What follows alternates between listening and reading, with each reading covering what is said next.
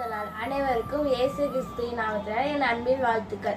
இன்னைக்கு நம்ம என்ன பார்க்க போறோம்னா, இந்த சேவனை வைக்கிறவங்க குறி சொல்றவங்களை பத்தி தான் நம்ம இன்னைக்கு பார்க்க போறோம். நம்ம குடும்பத்துக்கு எதிராக நிறைய பேர் சேவனம் வைப்பாங்க. நிறைய பேர் நம்ம குடும்பத்துக்குள்ளேயே நிறைய பேர் கொலைப்படி கொண்டு வருவாங்க, சேவனை வைப்பாங்க, நம்ம மைண்டெல்லாம் மாற்றுவாங்க, அந்த சேவனை வச்சு நம்ம மாற்றுவாங்க. அதே மாதிரி அதை நினச்சி நம்ம பயப்படக்கூடாது. அதே மாதிரி குறி சொல்கிறவங்க இருக்காங்க நிறைய பேர். நீ குறி சொல்லு பாரு, குறி பாரு, நீ நல்லா இருப்ப அப்படி இப்படிலாம் நம்ம சொல்லுவாங்க, ஏமாற்றுவாங்க, நிறைய ஏமாற்றுவாங்க. அதெல்லாம் நம்ம நம்பக்கூடாது. ஏன்னா நம்ம ஏசப்பா பிள்ளைங்க, அதனால நம்ம அதெல்லாம் நம்பக்கூடாது. அதே மாதிரி நம்மளுக்கு எதிராக ஒருத்தவங்க சேவனை வச்சாங்கன்னா, சேவனை வைக்கிறவங்க திருந்தணும் ஏசப்பா அப்படின்னு ஜெபம் பண்ணணும். அவங்க செத்து போயிடணும் அப்படி இப்படிலாம் நம்ம ஜெபம் பண்ண கூடாது. ஏசப்பா இன்னைக்கு நம்மளுக்கு ஒரு வாக்குத்தத்தம் கொடுத்துருக்காங்க. என்னாகமம் 23:23.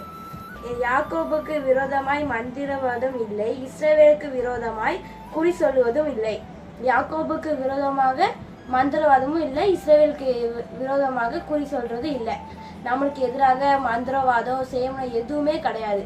நம்ம அதை நினைச்சோம்னா அதை நம்ம ஒரு பிசாசு தான் அதை நம்மளை நினைக்க வைக்கும். அதனால அந்த பிசாசை எதிர்த்து தான் நம்ம நிற்கணுமே தவிர அந்த பிசாசுக்கு பயந்துட்டு இருக்கக்கூடாது நம்ம. அதனால நீங்க எல்லாரும் ஏசப்பா பிள்ளைங்க நல்லா ஜெபம் பண்ணுங்க. அவங்க ரட்சிக்கப்படணும்னு நீங்க ஜெபம் பண்ணுங்க. God bless you.